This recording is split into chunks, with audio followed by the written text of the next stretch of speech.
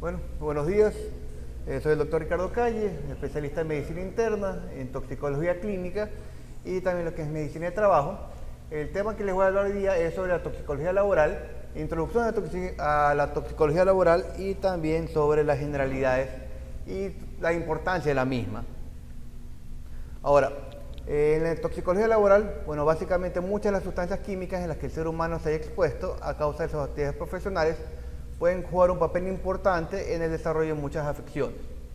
Ahora, se tiene que tener en cuenta que en el ámbito laboral uno está expuesto a muchos tipos de sustancias, no necesariamente solo sustancias químicas, sino también sustancias biológicas, muchos elementos o muchos compuestos que pueden ocasionar muchas afectaciones y muchos de los mismos tienen cierto grado de ser cancerígenos. Por esto se debe considerar y se debe tener un cuidado bastante especial en la parte de la toxicología laboral, más que todo en la parte de lo que es la vigilancia ambiental y la vigilancia de los límites biológicos en los trabajadores. Ahora, básicamente corresponde a la toxicología laboral estudiar los contaminantes usados en la industria y su repercusión sobre el ser humano. Ahora, recapitulando en la parte de la toxicología, en la parte laboral, hay muchas sustancias que maneja el hombre, muchas que tienen potencial toxicológico muy grande. El potencial de ocasionar varios tipos de crisis o varios tipos de posibles daños a escala mayor son muy grandes.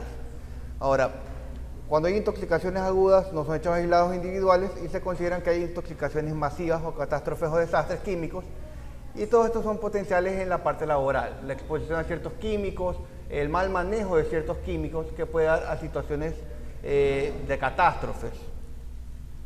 Por ejemplo, lo que ocurrió en 1953 en la bahía de Minamata, lo que es básicamente por mercurio, que ocasionó una epidemia en lo que es intoxicación por mercurio a muchas personas, básicamente por lo que es el desecho de mercurio en la parte de la pesca, que ocasionó intoxicación de mercurio orgánico e inorgánico a muchas personas, ocasionando una epidemia a nivel de Japón.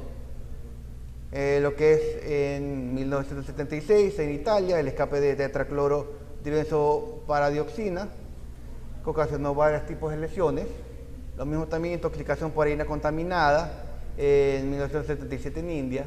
También en España, en principios de los años 80, ocurrió un evento que hubo una contaminación del aceite de oliva con aceite dieléctrico. Esto fue, bueno, en España el primer evento que ocurrió a nivel de salud pública, que llevó a que en España y básicamente en gran parte de Europa se preste mayor atención a la toxicología clínica y también la parte de toxicología laboral y toxicología alimenticia. Este es un campo que muchas veces no ha sido tomado en cuenta adecuadamente y el potencial daño que puede generar. Para hacer una diferencia entre una toxicidad aguda y una toxicidad crónica, la intoxicación aguda puede ser una única dosis con aparición de sintomatología antes de las 24 horas. En cambio, en la toxicidad crónica hay una absorción repetida de un tóxico en largos periodos de tiempo. Lo que más frecuentemente vamos a ver en la parte laboral es una intoxicación crónica, donde eventos crónicos a lo largo de años, una exposición repetida, una exposición de una forma reiterada que va ocasionando lesiones a lo largo de años. Muchas veces estos tipos de lesiones son sutiles. Hay ciertos tipos de síntomas o signos que sí son evidentes, pero muchas veces van a ser pasados por altos o van a ser atribuidos a cualquier otro tipo de enfermedad. Ahora, terminología importante de la toxicología, lo que es VLA, que son valores límites ambientales, VLB, que es valores límites biológicos, y B, que son indicadores biológicos. En los indicadores biológicos están los indicadores biológicos de dosis y de efecto. Cuando es de dosis, es un parámetro que mide la concentración del agente químico o de alguno de esos metabolitos en un medio biológico al trabajador expuesto. Por ejemplo, un indicador biológico de dosis es la concentración de metales pesados. Indicador biológico de efecto es un parámetro que puede identificar alteraciones bioquímicas reversibles inducidas de modo característico por el agente químico al que esté expuesto el trabajador. Un indicador biológico por efecto es la medición de colinesterasa eritrocitaria, que con esto de aquí se puede tener una correlación a lo que es insecticidas organofosforados.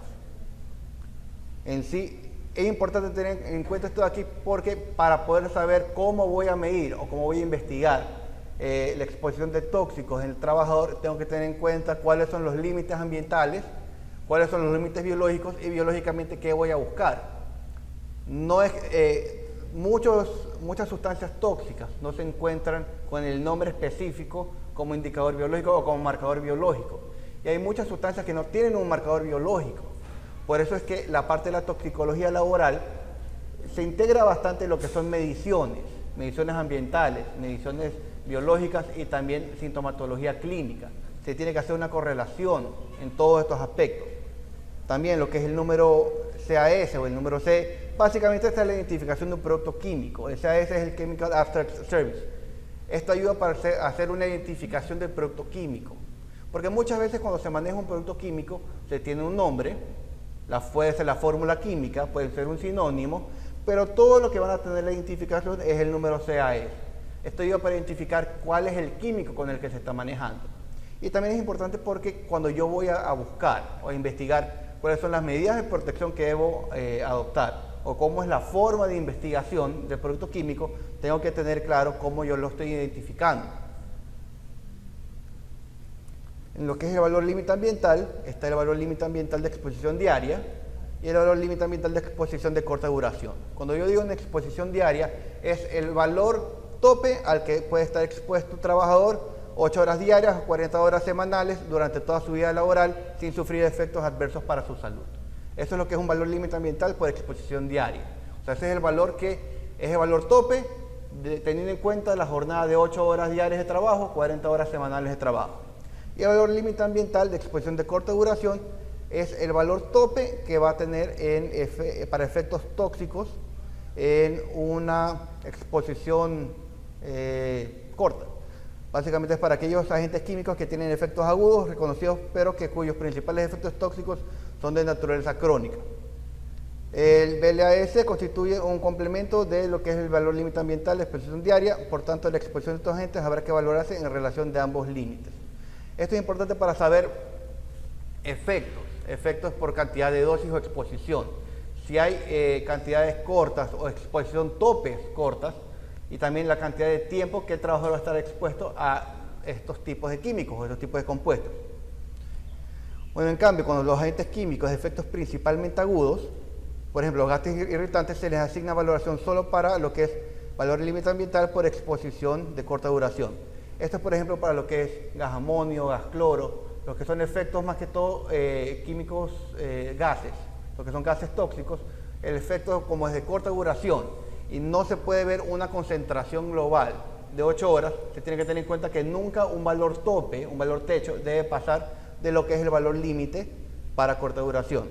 Es importante tener en cuenta esto de aquí porque muchas veces las normativas legales juegan con lo que son los límites. En la parte práctica yo tengo que ver los valores o los niveles que no me van a producir un daño al trabajador o que van a producir o a qué niveles ya van a producir ese síntomas. Porque esta es la parte en que se puede decir, bueno, la medición ambiental está en un rango adecuado, entonces si está en un rango adecuado no deberá haber problemas de salud. Pero aquí vienen otros tipos de problemas. Muchas veces los valores límites o los valores límites biológicos dependen bastante del individuo, dependen bastante de la sustancia. Hay muchas sustancias que funcionan como sensibilizantes, a los cuales el límite ambiental no se correlaciona tanto con los síntomas que va a tener el trabajador. Ahora, como lo que es normas de referencia, está lo que es la norma OSHA y NIOSH, que es de Estados Unidos, REL es Recommended Exposure Limits de NIOSH, TWA es la exposición en tiempo, STEL es la exposición en 15 minutos durante jornada laboral y PEL es Permissible Exposure Limits por OSHA. Es importante tener en cuenta esto aquí porque en Estados Unidos y para la normativa de Estados Unidos, la norma OSHA es la regulatoria mandatoria. La OSHA es la que es el Departamento de Trabajo, lo que es la normativa legal. En cambio, el NIOSH está más regulado por el CDC, es más en tipo de salud. Ahora, el NIOSH da recomendaciones en niveles mucho menores de lo que estipula los niveles OSHA.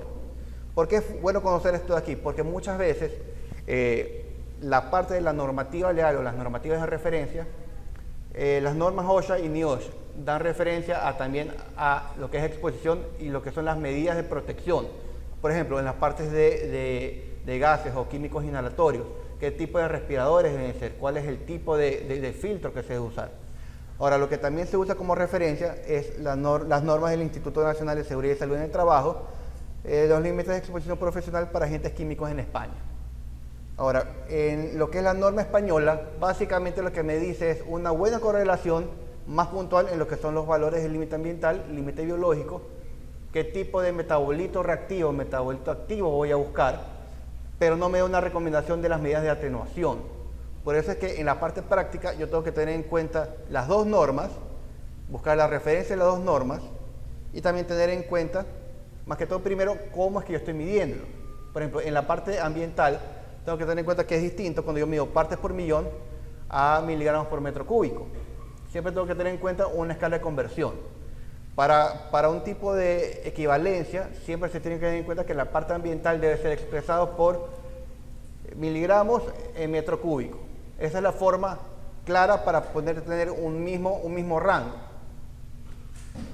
Este es un ejemplo de cómo es un listado químico en lo que es el Instituto Nacional de Seguridad y Salud en el Trabajo español. Se ve que hay lo que es el número CAS. El número CAS es la identificación del químico. El agente químico, bueno, el nombre del agente químico, hay veces que también incluyen sinónimos del agente químico. El BLAED, que es de exposición diaria y exposición crónica, los valores que están por partes por millón y miligramos por metro cúbico, las equivalencias, también lo que es exposición de corta duración, estos son los valores topes. También están las indicaciones de peligrosidad, que según la norma del Instituto Nacional de Seguridad y Salud del Trabajo, se da una escala o una fórmula de peligrosidad. Ahora, la diferencia con la norma OSHA y norma NIOSH es que la norma OSHA tiene ciertos puntos. Por ejemplo, lo que está la fórmula química. Esto es lo que sería básicamente la hoja de seguridad que tiene cada uno de los químicos. Está el nombre, está la fórmula, está el código CAS, está también el valor IDLH, que es la dosis inmediatamente letal o dañina. Por ejemplo, para la acetona es 2.500 partes por millón, o lo que es 10% del límite de exposición ambiental. También, obligadamente, tiene la conversión de partes por millón a cuántos miligramos por metros cúbicos tiene. Es para tener una equivalencia. En una forma convencional se tiene que tener en cuenta que todo tiene que ser expresado en miligramos por metros cúbicos, pero siempre se van a encontrar diferentes tipos de escalas, justamente por las escalas de conversión y por las unidades de conversión.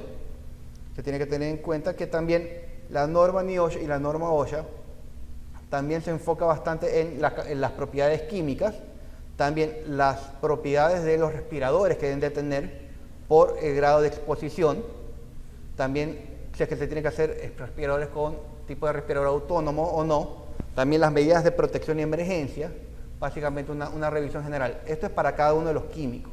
También la tabla incluye lo que es incompatibilidad y lo que es la reactividad, básicamente con oxidantes y con ácidos en el caso de la acetona. También expresa básicamente las vías de exposición y los síntomas en forma general y lo que son las medidas de primeros auxilios. En sí es importante estar familiarizado con estos dos listados porque una complementa a la otra. Ahora, hay valores que van a ver que hay una discrepancia entre una y el otro. Por ejemplo, en acetona, el límite de PEL es la parte que es mandatoria legal para Estados Unidos de exposición. Para acetona es 2.400 miligramos por metro cúbico. En cambio, para el listado español es 1.210 miligramos por metro cúbico. Si hay una discrepancia.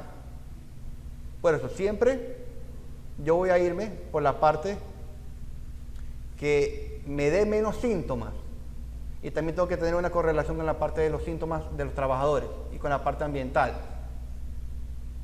Ahora, también esta parte de aquí, hay una remisión en la parte del Ministerio de Ambiente en niveles de exposición, pero muchas veces no están todos los químicos y siempre se toma en cuenta lo que es referencias a normas o lo que son partes extranjeras. En esta parte es lo que es la norma OSHA y también lo que es en la parte española de lo que es el INSST.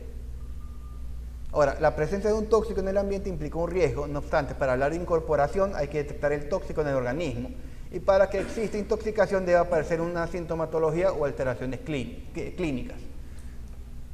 ¿Qué es lo que esto dice? Que básicamente sí, si hay un nivel ambiental, hay una intoxicación en una parte ambiental, pero para decir que hay una intoxicación en el trabajador, tiene que haber síntomas y tener que correlacionarse la parte de los niveles ambientales con los síntomas en la persona y también los valores límites biológicos.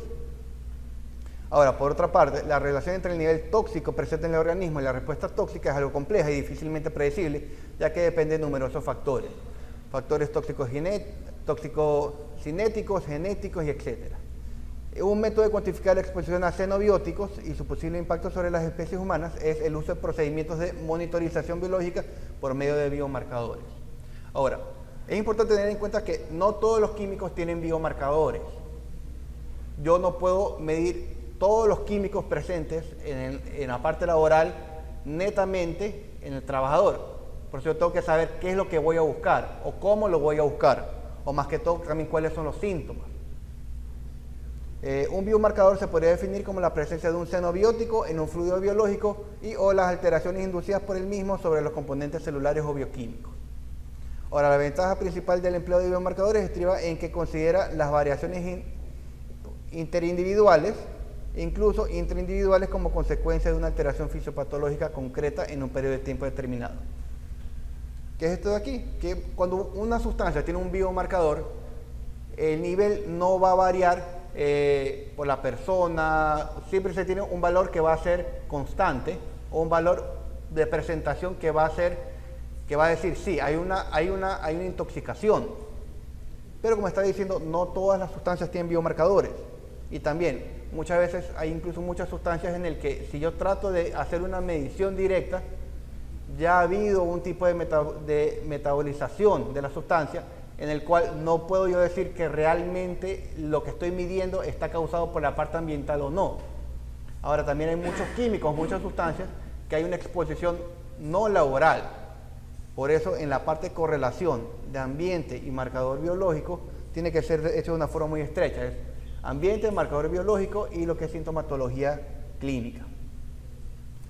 La clasificación de los tóxicos en el ámbito laboral, básicamente son metales y sus compuestos, que es aluminio, antimonio, arsénico, berilio, cadmio, cromo, cobre, mercurio, níquel, plomo. Los más frecuentes y los más importantes son lo que es plomo, mercurio, cadmio y arsénico, lo que son metales pesados. Lo que es también polvos minerales, lo que es asbesto, silicatos, carbón mineral, silice, cemento, óxido de hierro, cobalto, titanio, tungsteno.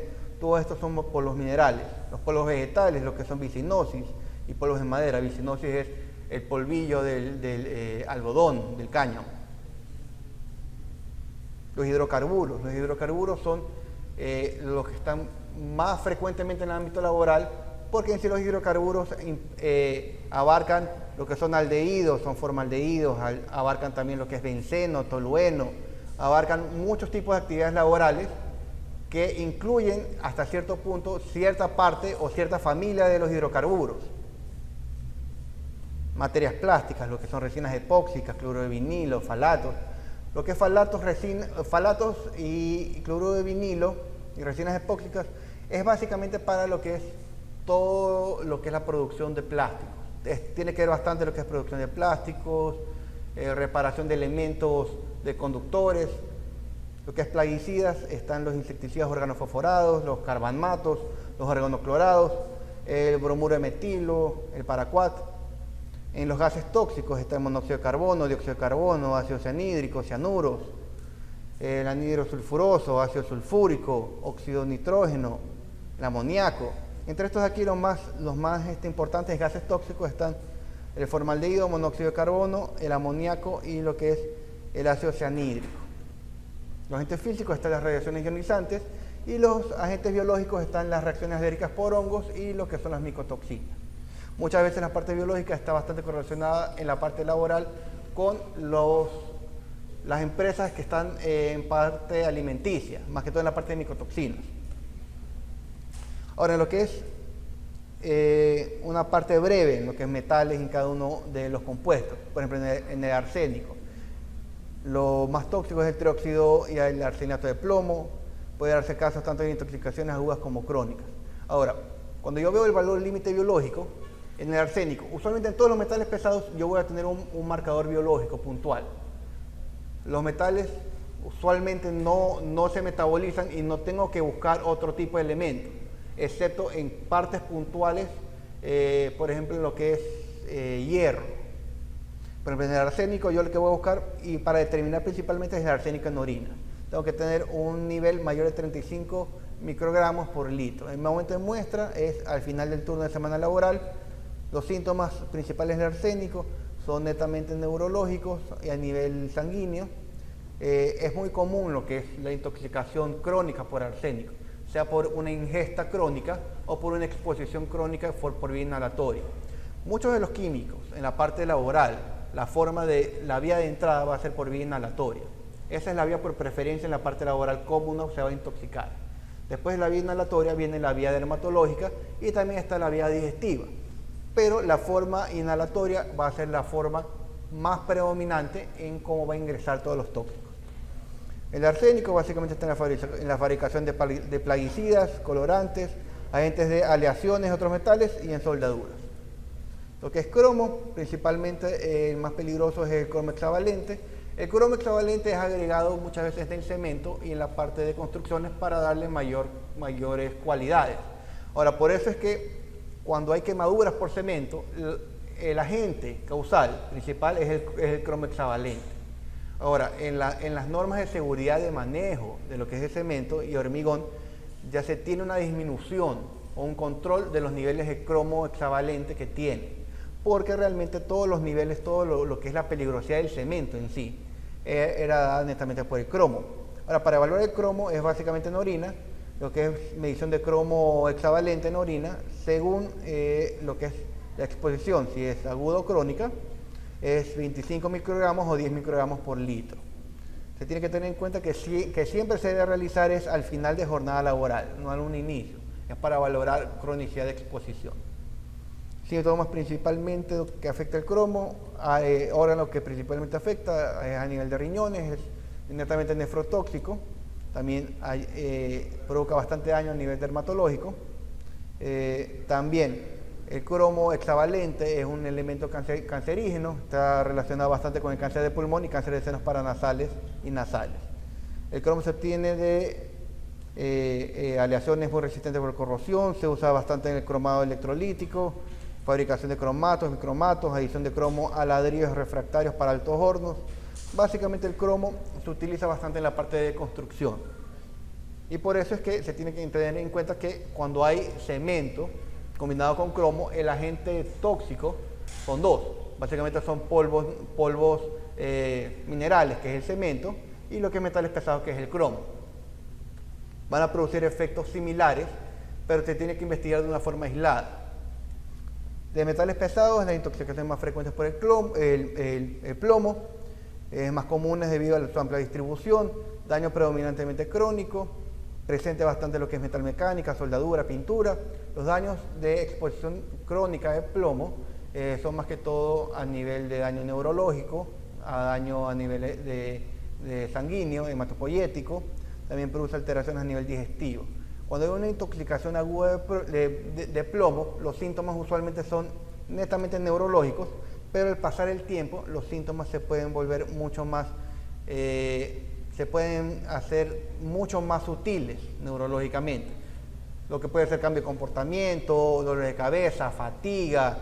Hay ciertos tipos de hallazgos específicos, que es más que todo a nivel del tipo de anemia que se va a encontrar, tipos de dermatitis, daño a nivel renal.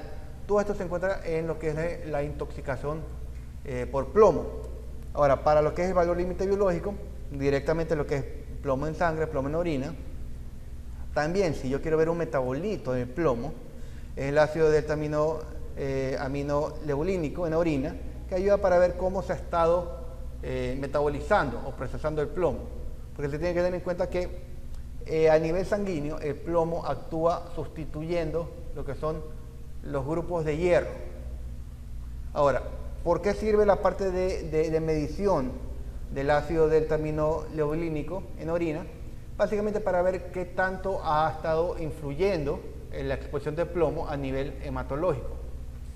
Lo que es la exposición de plomo en sangre y en orina muchas veces se ayuda, pero en los casos de intoxicaciones agudas. Cuando hay una intoxicación crónica, puede ser que los valores estén dentro del límite, pero también todo esto aquí tiene que ser ajustado por lo que es la filtración de creatinina. Es algo muy importante que se tiene que ver en cuenta cuando yo voy a hacer una revisión de los síntomas o revisión de lo que son los valores límites biológicos. Los polvos minerales, lo que es asbesto, es el principal polvo mineral considerado como contaminante laboral y cancerígeno. El diagnóstico es más clínico y sintomático y se debe correlacionar con el particulado ambiental. Es por esto que no hay un tipo de valor límite biológico de asbesto. O sea, no hay una medición directa que me diga que la persona estado expuesta a asbestos. Lo que se puede hacer es que en el área laboral se tiene que hacer una medición de particulado, la presencia de asbestos, y se tiene que ver también que el límite máximo de exposición de asbesto es lo que es una concentración de 0.1 fibras por centímetro cúbico. Esa es la forma como yo puedo decir, bueno, si hay la presencia ambiental, tengo que correlacionarlo con los síntomas que tiene la persona para hacer una correlación de intoxicación. Síntomas principales son niveles pulmonar. El asbesto está bastante presente en la parte de fabricación de fibrocemento, frenos, lo que es fibra de vidrio, lo que es tratamiento de papel, cristal, limpieza de hornos. Todavía está bastante en el ámbito laboral, lo que es el cemento. Es más frecuente la toxicidad varía por aditivos provocando intoxicación compuesta. Es más frecuente con metales pesados y más frecuente con el óxido de hierro. Al cemento usualmente se le adiciona elementos. El óxido de hierro es otro polvo mineral, pero que se agrega al cemento para tener mayores características, lo mismo lo que es el cromo. Ahora, en el caso de los polvos minerales, ninguno de los polvos minerales tiene un valor límite biológico. Por eso yo tengo que saber bien cuáles son los síntomas y saber cómo yo voy a hacer una medición ambiental. En sí, lo que es la parte de seguridad y salud, usualmente no me piden mediciones ambientales, pero yo cuando voy a hacer una medición ambiental, yo tengo que saber qué es lo que voy a hacer, qué es lo que voy a buscar. En el caso de lo que es una medición ambiental, o sea, lo que es valor límite ambiental de exposición diaria, fracción respirable está de 4 miligramos por metro cúbico. Esa es la exposición y nivel máximo de cemento y particulado de cemento que debe haber. Ahora, yo puedo hacer una correlación con medición de nivel particulado. Pero el nivel particulado simplemente me mide partículas de cierto tamaño. Si es que es un área donde hay distintos tipos de elementos, lo que va a pasar es que el material particulado me va a dar un indicio, pero no es que todo el material particulado que voy a encontrar va a ser de cemento. Por esto es que yo tengo que tener en cuenta cuáles son los síntomas principales, síntomas respiratorios, tener en cuenta lo que es la función respiratoria, la función pulmonar. Con espirometría hay un patrón obstructivo restrictivo. En casos crónicos se produce evolución a fibrosis pulmonar. El contacto con cemento, principalmente en lo que es trabajo de construcción, trabajo en lo que es manual con concreto. Es importante tener en cuenta que cuando algún trabajador está manejando cemento, tengo que saber la composición o el tipo de cemento qué aditivos tiene, qué otros productos tiene. Porque cuando yo sé cuál es el químico, cuáles son los distintos elementos, yo puedo buscar el elemento y yo puedo formular medidas de control en el trabajador o control ambiental. Y lo mismo, poder hacer una identificación temprana de síntomas. Muchas veces la correlación clínica depende bastante de la habilidad del médico en ver y correlacionar la existencia de ciertos productos o ciertos compuestos con los síntomas que están presentando. El óxido de hierro, no entra en clasificación de metales pesados por preparación de distintos materiales, de distintos elementos de polvos minerales. Como es para todos los polvos minerales, el diagnóstico es más clínico y sintomático y debe correlacionarse con particulado ambiental. Principalmente lo que es el óxido de hierro está en construcción, cemento y soldadura. El valor límite de exposición diaria de óxido de hierro en polvos y humos es de 5 miligramos por metro cúbico.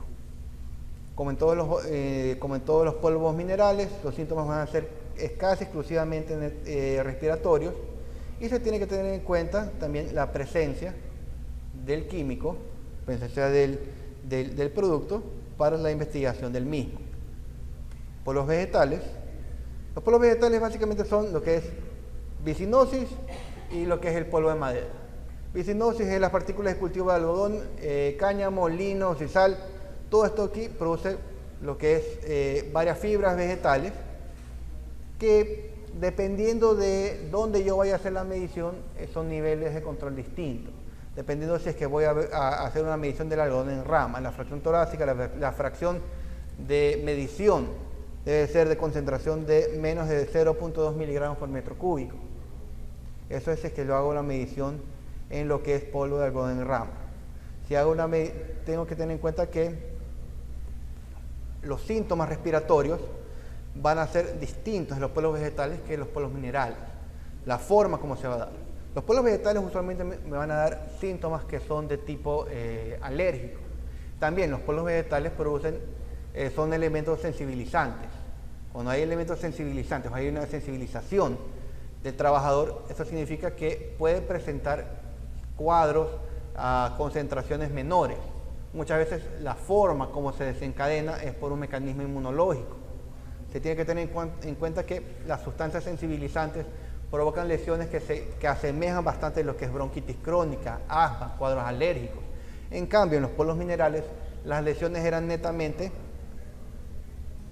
obstructivas. Las lesiones por polvos minerales netamente es por obstrucción de partículas. Los polvos minerales no van a producir ningún efecto inmunológico, en cambio los polvos vegetales sí. Los polvos vegetales van a producir un efecto inmunológico que puede ir desde un asma bronquial, bronquitis aguda, broncoconstricción. Así que la forma de presentación es distinta y el manejo va a ser distinto. Lo que es el polvo de madera. El polvo de madera varía, la medición y concentración es de 5 miligramos por metro cúbico, pero se tiene que tener en cuenta que el polvo, ¿de qué va a ser? Si es de madera dura o madera blanda. También la forma como va a ser procesado.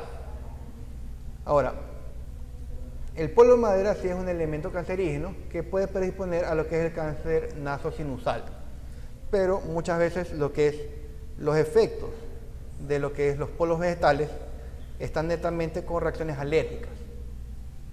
Se tiene que tener en cuenta que en este punto, la parte alérgica y el mecanismo inmunológico que ocurre es por un proceso de sensibilización. Es el mismo proceso que ocurre con ciertos gases tóxicos. Y por eso es que la forma como se va a hacer el control tiene que ir encaminado a ver síntomas, los síntomas respiratorios alérgicos, que son distintos de síntomas respiratorios obstructivos. En el caso de los hidrocarburos, estas son las sustancias más frecuentes en intoxicaciones laborales debido a la amplia gama de procesamiento y amplia gama de utilidad de los mismos en distintos tipos de empresas o distintos tipos de actividades laborales. Más frecuentemente es el benceno, relacionado más que todo a procesamiento de gasolina, plásticos y resina, y el daño es debido a exposición aguda y crónica, provocando lesiones más que todo a nivel hematopoyético. Lo más frecuente es anemia plástica, lo que es anemia, leucopenia, trombocitopenia, diátesis hemorrágica. Eso es lo más frecuente de exposición a benceno, exposición crónica. Ahora también muchas veces el benceno está asociado a lo que es el plomo, en lo que es la gasolina. Por eso, cuando yo estoy investigando un elemento, una toxicidad, tengo que tener en cuenta de qué es lo que está hecho cada elemento. Usualmente yo no voy a encontrar en la parte real un elemento solo, voy a encontrar un elemento asociado, que tengo que tener en cuenta también todos los componentes de este producto. Por ejemplo, ¿cuál es el componente de gasolina? ¿Qué nomás tiene la gasolina? La gasolina tiene benceno, tiene plomo, tiene otro tipo de elementos también, que cada uno va a tener un manejo específico y cada uno va a tener un tipo de monitoreo específico. Pero nunca yo puedo dejar de un lado la parte de la vigilancia clínica. En la parte de benceno, ¿cómo es que yo hago el monitoreo? Es básicamente por valores límites biológicos, lo que son marcadores biológicos, lo que es el ácido S-fenil mercaptúrico en orina, la exposición del mismo, los niveles del mismo. Todo esto aquí tengo que tener en cuenta según tablas y según límites de exposición, según tiempo de exposición. Ahora, yo puedo encontrar benceno total en sangre. ¿Cuál es el problema de yo guiarme solo por una medición de benceno total en sangre? Que yo puedo estar expuesto a benceno en situaciones no laborales. Si yo estoy en una gasolinera, no necesariamente estoy trabajando, sino que estoy poniendo gasolina por un tiempo específico o si está en un espacio cerrado, voy a tener niveles de benceno total en sangre un poco más aumentados. Pero esto no significa que está correlacionado con la parte de síntomas.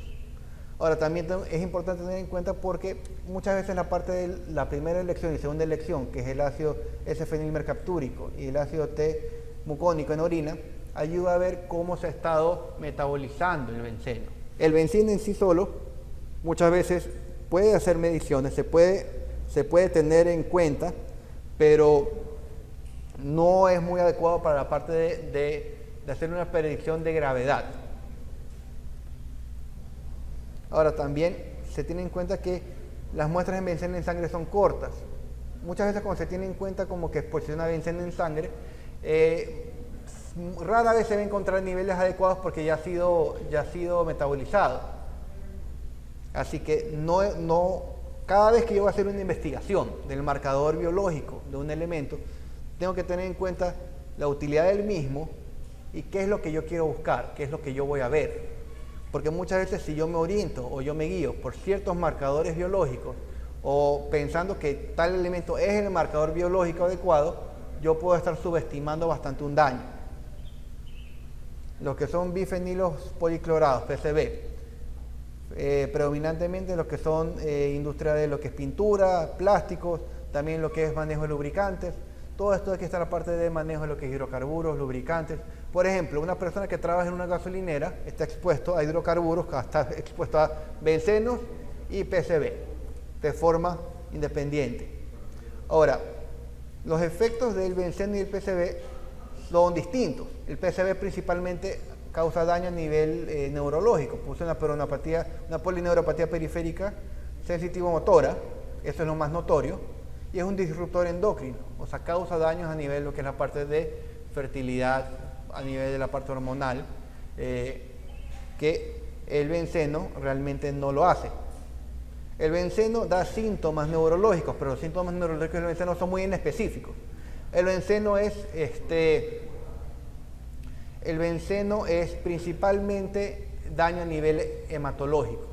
El PCB es daño principalmente neurológico.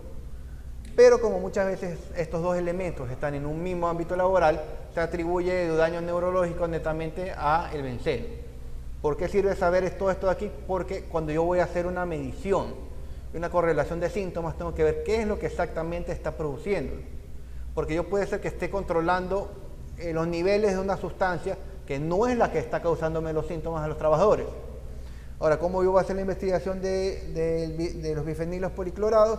Básicamente con medición de bifenilos policlorados a nivel de sangre. Es mucho más, más preciso y no hay una metabolización. El óxido de etileno, otro hidrocarburo, está relacionado bastante a la manufactura de etilenglicol e insecticida y esterilizaciones quirúrgicas. Básicamente no posee un valor límite biológico, ya que se presenta más que todo como gas. Se tiene que tener en cuenta que la medición en sí ambiental del N-acetil, S2-hidroxiacetil, L-cisteína en orina sí puede dar un índice de exposición. El problema es que no se puede encontrar muchas veces lugares donde puedan hacer todos estos exámenes. Todos estos elementos usualmente se los puede medir más fácilmente en ambiente. ¿Por qué la dificultad para hacer una medición de todos estos elementos? Es por los costos. Todos estos elementos necesitan tener controles específicos o mediciones específicas, que muchas veces, y es más fácil, que se encuentren en laboratorios ambientales.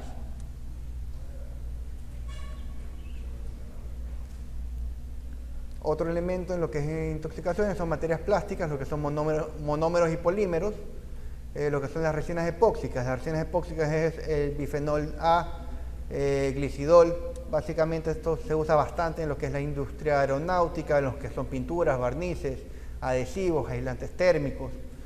Las intoxicaciones por monómeros y polímeros son consideradas como parte de nanotoxicología por tamaño de partículas. Cuando yo estoy hablando de nanotoxicología es los daños que están producidos o que producen cuando hay una inhalación de elementos o partículas que son de cierto grado, que son mayor de lo que se encuentra en la parte particulada y que son elementos que no pueden ser metabolizados. Por eso es que la parte de la valoración y la evaluación de la exposición es netamente clínica. Se tiene que hacer una exposición a nivel respiratorio, porque todos estos polímeros, lo que son resinas epóxicas, realmente lo que van a hacer es adosarse en la parte pulmonar y respiratoria. Laboralmente se encuentra en la parte de adhesivos y aislantes térmicos, y se tiene que tener en cuenta que los límites ambientales de medición es de 2 miligramos por metro cúbico. Ahora, para yo hacer una revisión o un control del bifenol A, lo que tengo que tener en cuenta es que si hay una medición ambiental mayor a 2 miligramos por metro cúbico, síntomas respiratorios de tipo alérgicos, tipos obstructivos, porque lo que va a hacer los monómeros y los polímeros, básicamente van a ser sustancias que se van a adosar en lo que es el tejido pulmonar. Va a producir un cuadro inflamatorio que con el tiempo va a llevar a una fibrosis pulmonar. Por eso tengo que tener en cuenta que la revisión sintomática tiene que ser encaminada a los síntomas, a la forma de hallazgo de estos síntomas pulmonares. Los falatos. Los falatos básicamente se utilizan en lo que es la manufactura de plásticos, también los que son componentes de insecticidas, repelentes y perfumes. Los falatos básicamente no hay forma de tener un determinante de límite biológico, así que también se tiene que hacer una correlación bastante sintomática, bastante clínica, de síntomas. Los síntomas netamente van a ser respiratorios. Va a haber problemas a nivel dermatológico, a nivel conductual. Los falatos sí son disruptores endocrinos. Los disruptores endocrinos lo que va a provocar es daños a nivel de lo que es la fertilidad, normalmente lo que es la parte de secreción hormonal, y va a causar daños muy diversos. Por eso es importante tener en cuenta los síntomas que provoca cada uno de estos elementos y cómo yo voy a hacer la investigación. De los plaguicidas, bueno, principalmente los más frecuentes son los organofosforados.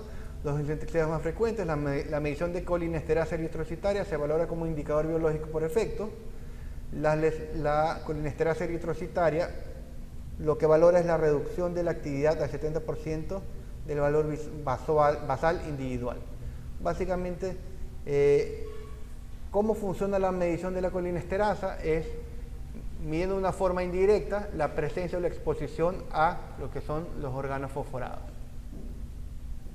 Los síntomas van a ser netamente neurológicos, presentando polineuropatía periférica sensitivo-motora, parestesias, dolores musculares, y lo que son cuadros de alteraciones en comportamiento, cambios de ánimo. También la forma de exposición netamente es inhalatoria, pero en la parte es inhalatoria y dermatológica. Muchas veces en los momentos de fumigación la ropa queda impregnada.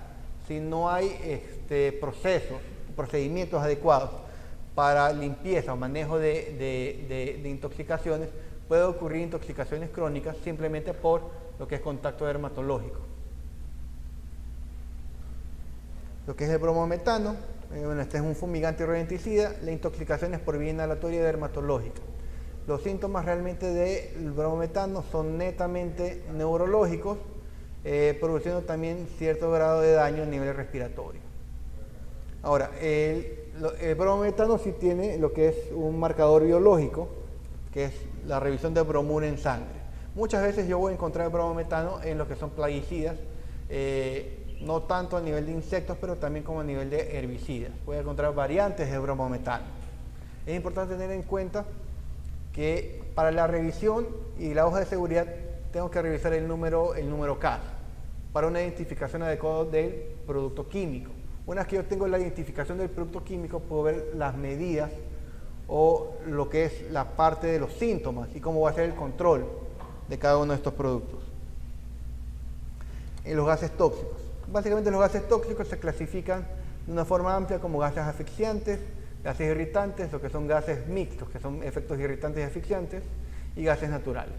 Cuando yo me refiero a gases asfixiantes, son gases que realmente no van a producir un efecto irritativo, pero más bien van a hacer un desplazamiento del oxígeno y van a producir lesiones no súbitas. Por ejemplo, lo que es el metano, propano, gas natural. También el monóxido de carbono es inicialmente un gas asfixiante, pero llegando a ciertas concentraciones, el monóxido de carbono puede funcionar como asfixiante e irritante. Los gases irritantes básicamente producen, como su nombre lo dice, irritación de las vías respiratorias, produciendo irritación, tos, disfonía y neumonitis química. Principalmente lo que es el flúor, cloro, clorinados, amonio y ozono. Gases mixtos, mezcla de irritantes y asfixiantes en altas temperaturas y poco oxígeno, humos de incendio, monóxido de carbono y cianuro. Los que son gases naturales, cuya toxicidad varía según intensidad y duración de exposición. De los gases tóxicos, más frecuentemente es el monóxido de carbono. Las intoxicaciones agudas y crónicas son frecuentes de forma accidental. Es un asfixiante químico, no produce efecto irritante en intoxicación, salvo que esté a temperaturas elevadas. Cuando hay temperaturas elevadas, el monóxido de carbono sí va a producir efectos irritantes. Ahora, para hacer una valoración del monóxido de carbono, tengo que tener en cuenta bastante lo que son los niveles de carboxihemoglobina en sangre. Según el porcentaje de carboxihemoglobina, yo puedo ver el nivel de intoxicación de monóxido de carbono que se ha tenido. El síntoma principal del monóxido de carbono es daño a nivel respiratorio y neurológico. Respiratorio afecta bastante porque compite con el oxígeno y altera la curva de disociación de la hemoglobina. Básicamente el monóxido de carbono ocupa el lugar del oxígeno, no deja que haya una oxigenación adecuada, pero la persona no se da cuenta de esto aquí porque el monóxido de carbono no tiene ningún olor, no es irritante, es simplemente un gas asfixiante. Por eso los daños principales van a ser a nivel neurológico, por una disminución de la oxigenación, alteración de la oxigenación tisular, y va a haber lo que es primero, y también según el tiempo de exposición, puede haber lo que es síntomas muy variables según lo que es el tiempo, que puede ser desde cefalea, dificultad para concentrarse, cambios de humor, hasta llegar a un cuadro de pérdida de conocimiento. El ácido cianhídrico, las intoxicaciones agudas y crónicas son frecuentes. Existen situaciones de intoxicaciones realizadas a empresas farmacéuticas. Es algo bastante frecuente la presencia de ácido cianhídrico en preparación de fármacos. Usualmente se libera el ácido cianhídrico durante el tratamiento de acero para aumentar su dureza, baños electrolíticos, tratamientos de minerales y durante la pirolisis de ciertos polímeros plásticos. También la preparación de cianuro de hidrógeno. La intoxicación y tratamiento puede llevar a metahemoglobinemia, pues las intoxicaciones por ácido cianhídrico, y laboralmente se encuentra de una forma bastante frecuente. Ahora, ¿cómo voy a hacer una medición de exposición a ácido cianhídrico? Básicamente el marcador biológico es el tiocianato en orina. Se tiene que tener en cuenta que lo normal es menos de 6 miligramos por gramo de creatinina. Se tiene que tener en cuenta que la medición tiene que ser al final de la jornada laboral, con al menos 3 días de exposición. Ahora, si yo voy a hacer una medición ambiental, los niveles ambientales de ácido cianhídrico no puede llegar más allá de un pico de 5.3 miligramos por metro cúbico.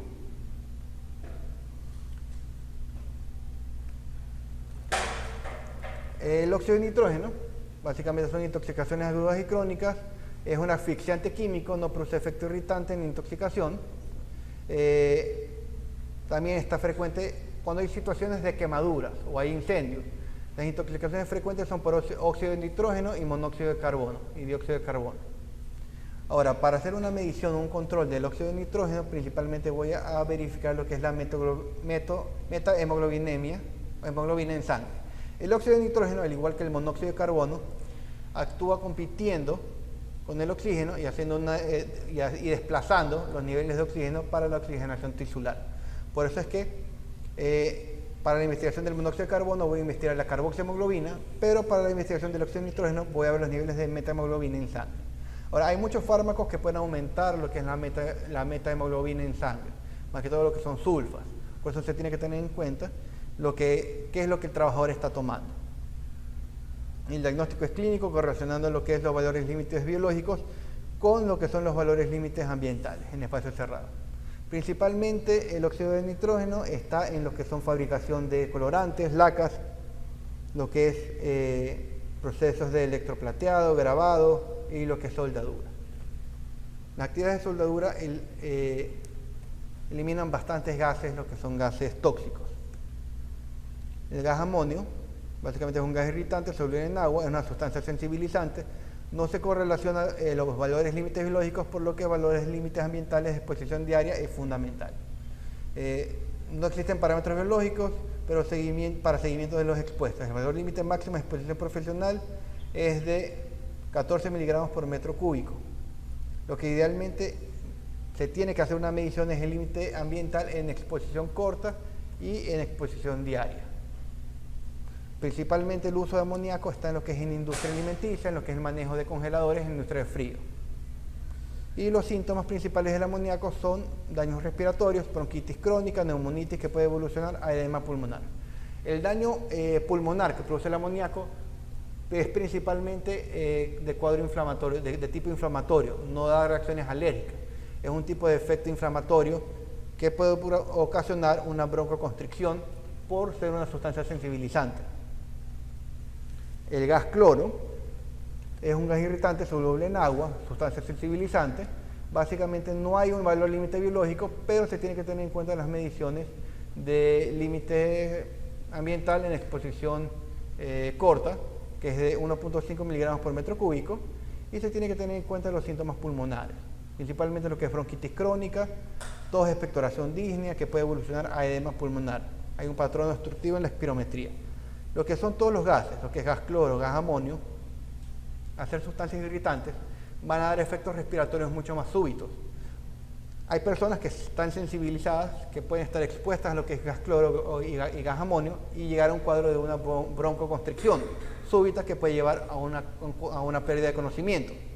Todo esto aquí puede pasar por exposiciones y por el efecto sensibilizante de estos productos. El gas cloro está principalmente en industria de plástico, fabricación de lejía, y lo que es el valor límite de exposición es de 1.5 miligramos por metro cúbico.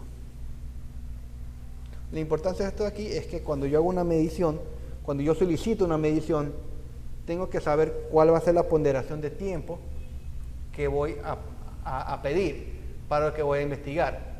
Por la parte ambiental, puede ser que yo contrate a alguien que me hace una medición, y me hacen una medición de 24 horas de exposición, me hacen mediciones que me van a dar mucha información que no me va a ser muy útil. Por eso tengo que tener en cuenta cada uno de los productos químicos, cuál es la forma de medición ambiental más adecuada para la parte de seguridad y salud, para la parte ambiental. Tengo que correlacionar las dos partes, porque también cuando se hace una medición ambiental, la finalidad de la medición ambiental es, uno, que no haya un impacto ambiental. La medición ambiental no tiene como finalidad que los trabajadores estén seguros. La finalidad de la medición ambiental es que básicamente se cumpla con un impacto ambiental y que la empresa que está produciendo estas sustancias no contamine el medio ambiente, no contamine viviendas cercanas, pero por esto es que las mediciones son distintas, la forma de medición es distinta y los valores topes van a ser distintos. Lo que es el formaldehído. El formaldehído es un gas irritante soluble en agua y una sustancia sensibilizante.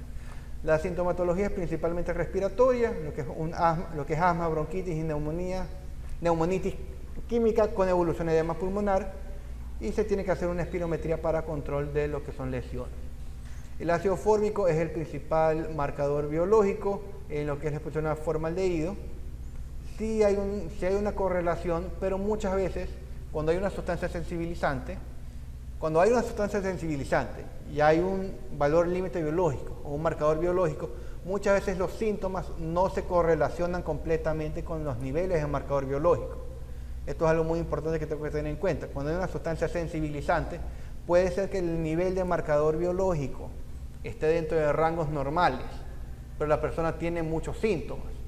Es porque se desencadenan otros tipos de mecanismos que producen el efecto tóxico.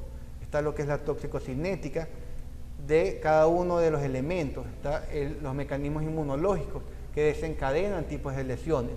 Hay veces que hay lesiones respiratorias mixtas, que son inflamatorias y que son inmunológicas, que hay un efecto inflamatorio directo por el producto e inflamatorio intrínseco por reacción inmunológica.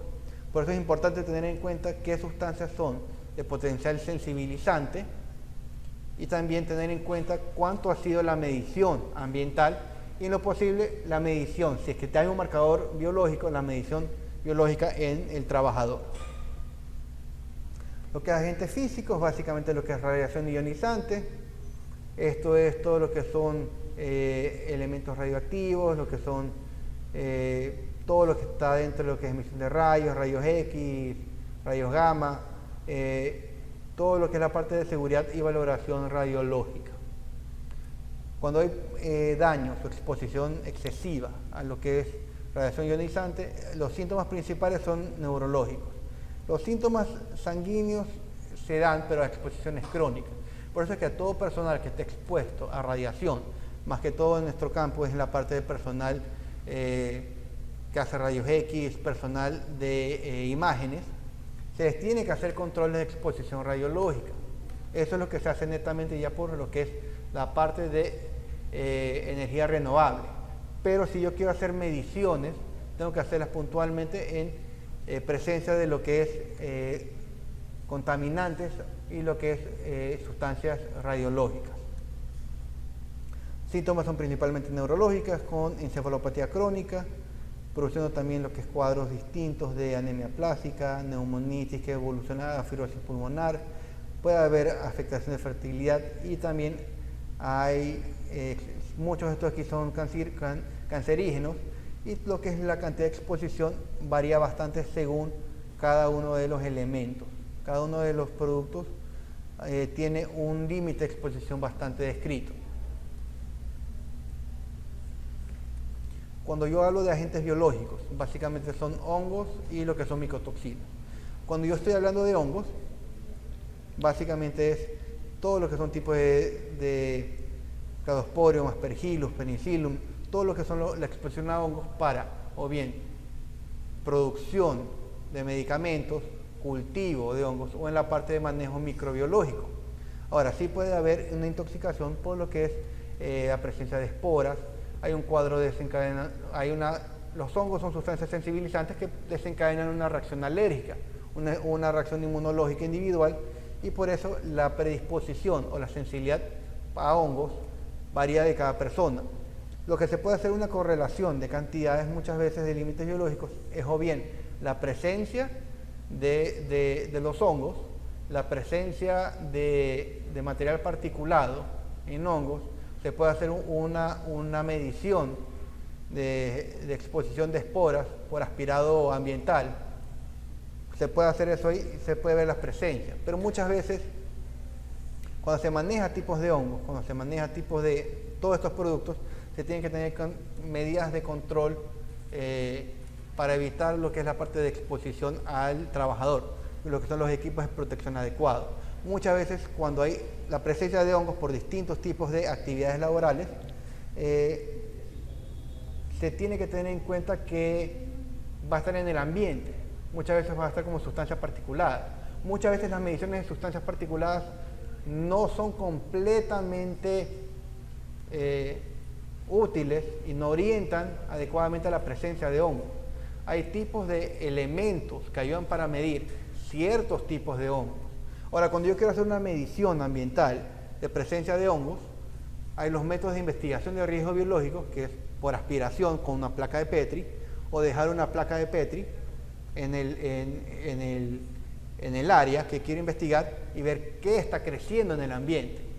Pero eso es una forma de saber qué es lo que hay.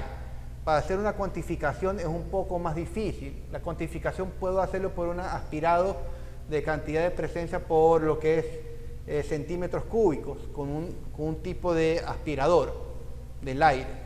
Pero muchas veces cuando yo voy a estar expuesto a elementos, si yo no estoy en la parte laboral con exposición controlada de hongos, y si yo estaré, por ejemplo, en lo que es granjas, limpieza de casas, áreas de construcciones, áreas abandonadas, tengo que tener una suposición que va a haber crecimiento de hongos de algún tipo. La forma en que yo me voy a proteger es con lo que son equipos de protección personal para respirar, para prevenir lo que es el ingreso de todos estos elementos por vía respiratoria. Lo que son las micotoxinas. Las micotoxinas, lo que son las aflatoxinas y tricotecenos, básicamente esto es la parte alimenticia. Cuando yo estoy expuesto a lo que es la manipulación de ciertos elementos, por ejemplo, maní, cáscaras de maní, procesamiento de café, procesamiento de elementos, elementos comestibles, muchas veces sí hay presencia de micotoxinas que están en el ambiente o están en los productos, que puede llevar a una reacción sensibilizante y alérgica. Muchas veces todos estos tipos de hongos, por ejemplo los hongos más frecuentes en Aspergillus flavus, están más frecuentemente en lo que es granos secos, nueces, lo que son los tipos de fusarium. Fusarium, por ejemplo, yo voy a encontrar bastante en lo que es banano. Cuando hay presencia de micotoxinas, pasa muchas veces en la parte de que estoy en la parte alimenticia. Cuando yo digo que estoy en la parte alimenticia, no necesariamente se limita a que esté en la parte de preparación de alimentos. Es que estoy con el contacto de algún alimento en cualquiera de sus fases. En la parte de sembrío, en la parte de recolección, en la parte de almacenamiento. Todas esas son las situaciones más frecuentes. Ahora, ¿cómo es que yo puedo hacer una correlación con los síntomas? Básicamente, teniendo en cuenta lo que es las partes respiratorias, si dan síntomas respiratorios, cuando hay presencia de micotoxinas, hay daño a nivel hepático, pero muchas veces los síntomas son principalmente respiratorios. Y tener en cuenta lo que son la parte de elementos. Tengo que tener en cuenta la presencia del tóxico, la presencia del elemento y los síntomas en el trabajador. Con esto aquí yo voy a hacer las medidas de control del mismo y las medidas de atenuación de cada uno de estos elementos. Varía bastante de dónde lo encuentro, cómo lo encuentro, niveles de exposición, todo esto aquí varía bastante en la forma de la presentación. Ahora es importante siempre recordar que parte de la investigación toxicológica es correlacionar lo que es la medición ambiental con el indicador biológico de exposición y también con una buena valoración clínica, valorar adecuadamente lo que son los síntomas, valorar adecuadamente lo que es la presentación de los distintos síntomas y también tengo que tener una identificación precisa y clara de los productos químicos o los elementos químicos que van a estar presentes en la parte laboral y no necesariamente los productos químicos, sino todos los productos. Por ejemplo, los productos biológicos que están presentes, los productos, lo que son los polvos minerales, los polvos vegetales, todo esto de aquí tengo que tener en cuenta porque en base a esto de aquí puedo hacer las medidas de atenuación de los riesgos. ¿Alguna pregunta? ¿Alguna duda? Bueno, si no hay más preguntas, muchísimas gracias. Sería todo.